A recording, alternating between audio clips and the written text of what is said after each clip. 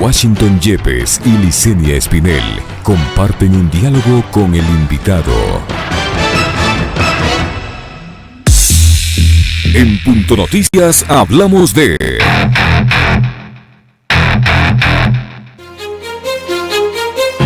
El Instituto Nacional de Evaluación Educativa INEVAL reprogramará el examen Ser Bachiller para el 6 y 7 de febrero a las 15 horas. Estudiantes que se beneficiaron de la filtración de la prueba que se aplicó en el régimen Costa entre el 17 y 23 de enero pasado. La Fiscalía General del Estado lleva adelante una investigación para dar con los responsables de la filtración de los exámenes. Daniel Gallegos, director técnico de INEVAL, señaló que las pruebas filtradas fueron la de la forma 73 y 106, que se aplicaron en Guayas, Manabí, Los Ríos y Santo Domingo, mientras que la Comisión de Educación pidió al gobierno declarar en emergencia nacional al sector educativo porque más de 1 millón de jóvenes no puede acceder a la universidad. Por ello, le dan un plazo de 45 días al Ministerio de Educación para que presente un nuevo modelo de evaluación.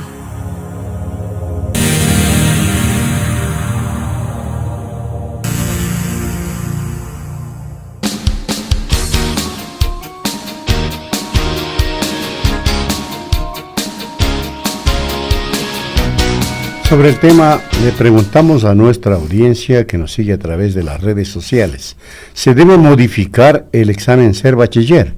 Y con esto vamos a iniciar también el diálogo con nuestro invitado, el doctor Edgar Samaniego, que en lo de fondo también es bueno dialogar. ¿Estaba bien aplicar este examen Ser Bachiller?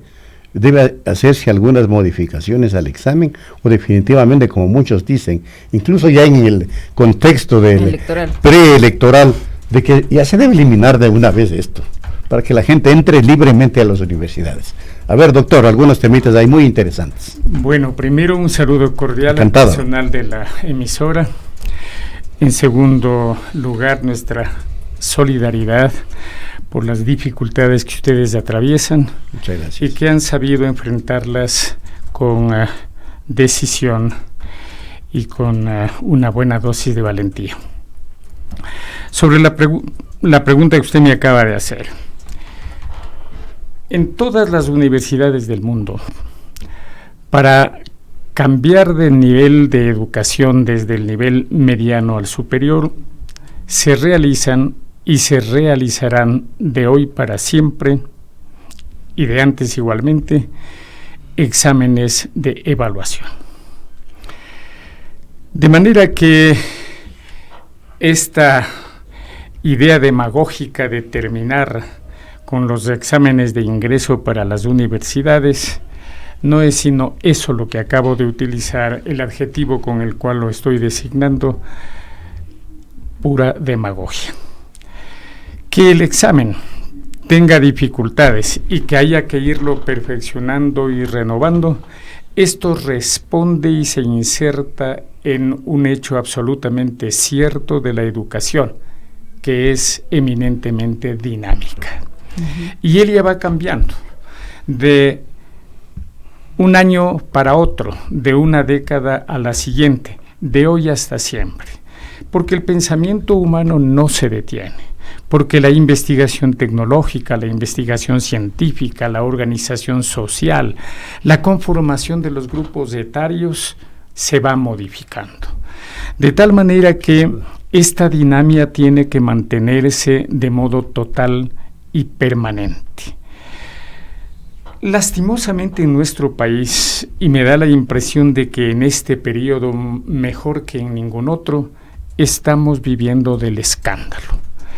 No sé si el escándalo se utiliza para A o B circunstancias, o para tapar ciertas irregularidades o ciertas inactividades o aquellas incapacidades para administrar.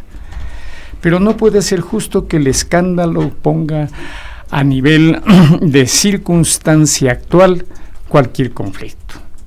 Miren ustedes que se ha producido un escándalo y ya la Asamblea dice que hay que declarar en emergencia al sistema educativo, al sistema de educación del Ecuador.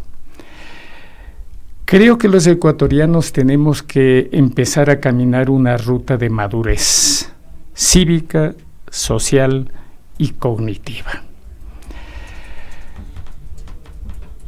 La evaluación para los estudiantes nació después de periodos absolutamente críticos que vivió la Universidad Ecuatoriana.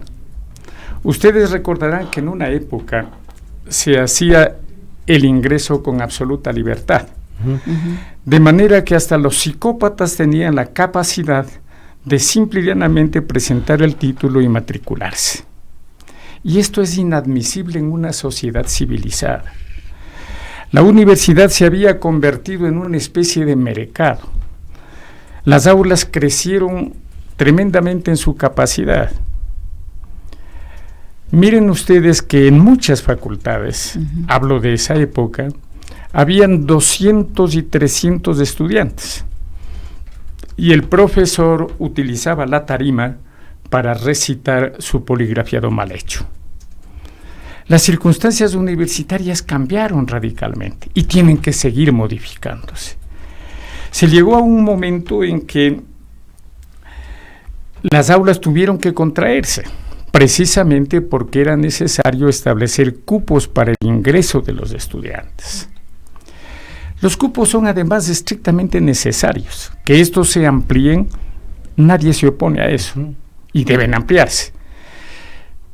Pero convengamos con ustedes que mientras el sector medio de la educación ecuatoriana provee una cohorte exageradamente amplia y la universidad no tiene ni tendrá en ningún momento capacidad para absorber a toda esa cantidad, es necesario entonces que nuestros gobernantes busquen, como efectivamente se ha venido haciendo, otras posibilidades para abarcar a la cantidad de jóvenes que lastimosamente buscan como etapa final de su desarrollo a futuro el ingreso a la universidad. Hay que ampliar la capacidad de las universidades.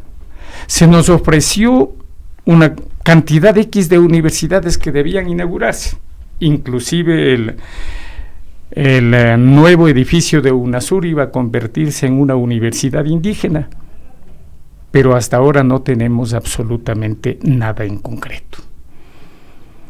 Se iban a robustecer los institutos superiores. Tecnológicos. En general, todos los superiores. Parte de ellos los tecnológicos, que serían estrictamente necesarios, ¿verdad? Muy importante. Pero mire, este quehacer nerudiano en el que nosotros transitamos en la política nacional hace que el pueblo definitivamente esté desencantado. ¿Dónde está el robustecimiento de los institutos superiores? ¿Dónde está la creación de nuevas universidades? En este momento, el mundo en general transita por etapas diferentes de conocimiento, de comunicación y de educación. Ya es hora de que el Ecuador empiece a inaugurar 1, 2, 3, 4 universidades digitales. Y estas universidades, en primer lugar, van a reducir la demanda física. Bueno, la física no habrá sino para determinados aspectos, pero el presupuesto mismo va a disminuir. Y el presupuesto del país, que suele ser a veces escaso, puede derivarse en las universidades que tenemos para robustecerlas y ampliar naturalmente su capacidad, que sería lo ideal, porque ellas tienen mayor experiencia y es evidente que producirán mejores profesionales de los que actualmente tenemos, y hacia esa meta debemos caminar. Estamos conversando con el doctor Edgar Samaniego, es rector de la Universidad Central del Ecuador. Son las 8 de la mañana con 12 minutos. Doctor Samaniego, en la administración gubernamental anterior se diseñó un proyecto de inversión que tenía alrededor de $400 millones, si mi memoria no me falla, y estaba destinado a crear instituciones o institutos superiores técnicos y tecnológicos que se sentarían a lo largo del territorio nacional precisamente para responder a estas necesidades de los estudiantes. Y esto, como usted lo acaba de señalar, al parecer no se completó, y en lo que va de esta administración no se ha concretado. Sin embargo, se está vendiendo la idea de que eliminar el examen ser bachiller va a generar que los estudiantes puedan acceder libremente a la universidad, y eso no es así, porque los cupos no son suficientes para abarcar a toda esta población estudiantil que requiere ir a la universidad. Bueno, Yo me permití hace unos segundos señalar que efectivamente este proyecto de robustecer y crear plazas para que los jóvenes no crean solamente que la universidad es el término de su futuro, a nivel de institutos empezó a hacerse, pero desgraciadamente no solamente que se detuvo. Pensaría a veces, y ojalá no me equivoque, que ha habido en este aspecto cierto nivel de involución. De otro lado, mire, voy a poner un ejemplo tal vez para que conciliemos de mejor modo con la audiencia. En Chile hace más de 50 años se estableció el ingreso de estudiantes a nivel nacional mediante exámenes.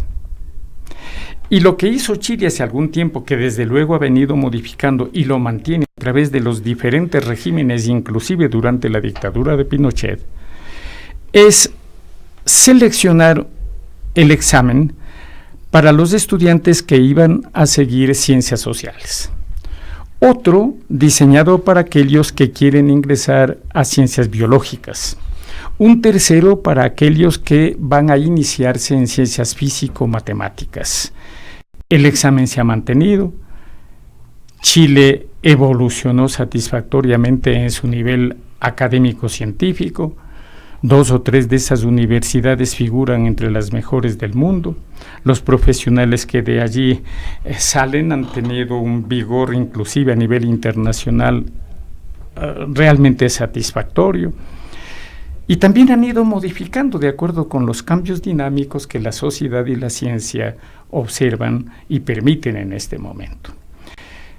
Pero pensar que nuestro país tenga que ir a la mediocridad total, suprimiendo exámenes, realmente no sintoniza con el nivel de exigencia que la sociedad civilizada del mundo demanda y exige de aquí para adelante. Miren ustedes,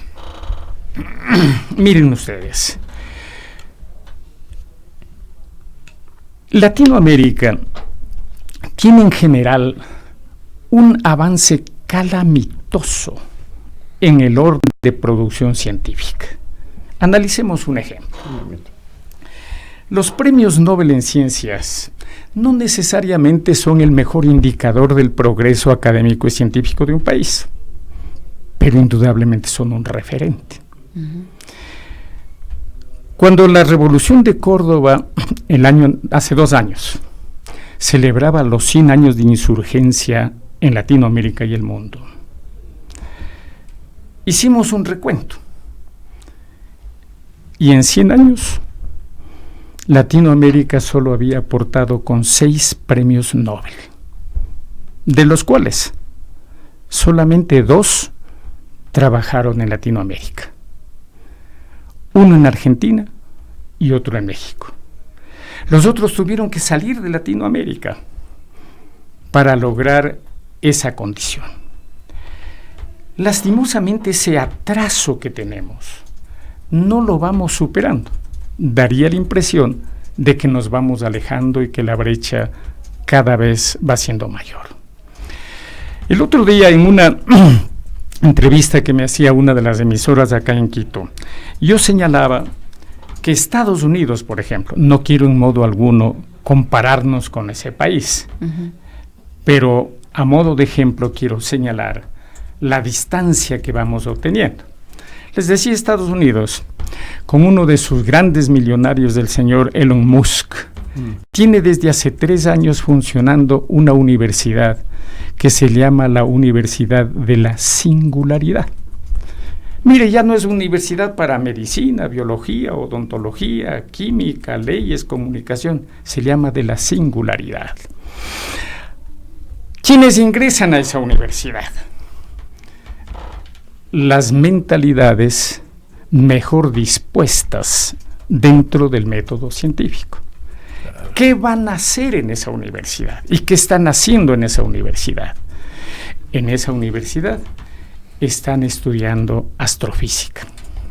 Están recogiendo los elementos obtenidos por los viajes aeroespaciales para saber cómo los minerales de otros asteroides pueden ser utilizados en la Tierra, para conocer, establecer, saber y aplicar las nuevas energías que se van descubriendo.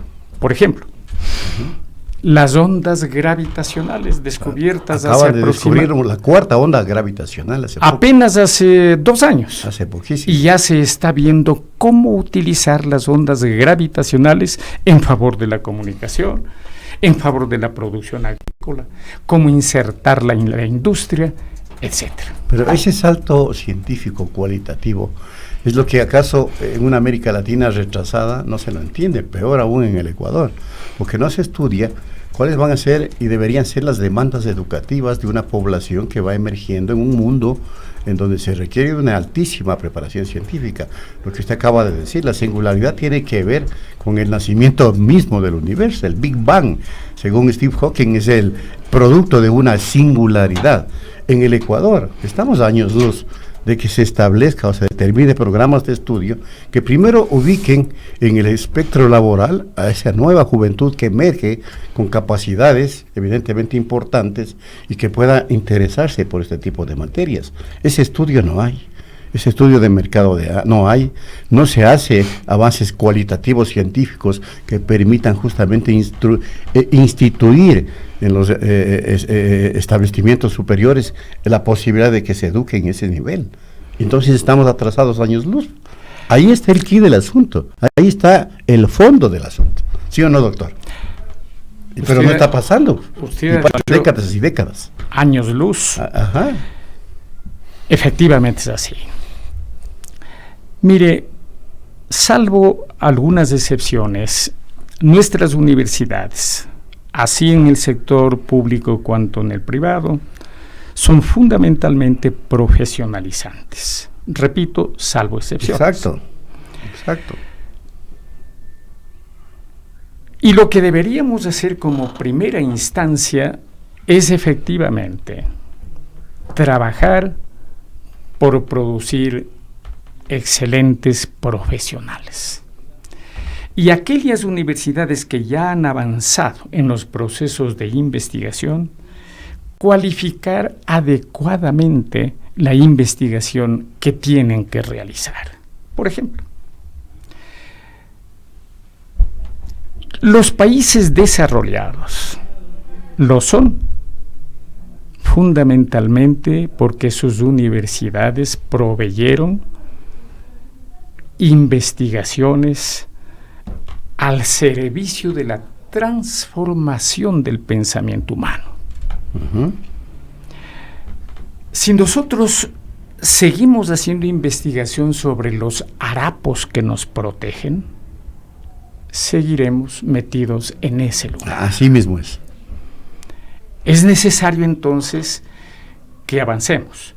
No podemos llegar al nivel de los otros países, pero sí podemos avanzar a objeto de encontrar, discernir, ver y producir conocimiento que le sirva al país para ir adelante. El conocimiento es el que mueve la economía, no es al revés.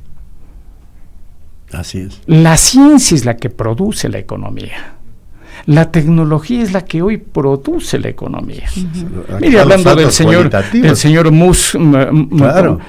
Hace rato, que es africano, de Sudáfrica, me parece. Pero que tiene... No, mire, él fue a la tecnología y la tecnología es la que le dio los millones que ahora tiene. Y él mantiene una suerte de fundación. Una empresa de viajes espaciales. Ya mismo sale de viaje con un poco de pasajeros. Sí, señor. No, ¿usted no está inscrito todavía?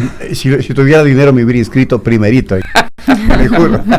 Bueno, para irme de este planeta. Doctor Samaniego, pero en este proceso que usted dice que estamos experimentando una involución, mire cómo hay cosas que ayudan precisamente a esa involución en temas educativos, como es esto de que se creen estos negocios para hacer las tesis de los estudiantes uh-huh. que están en maestrías o que están incluso atravesando el periodo universitario ya por concluir.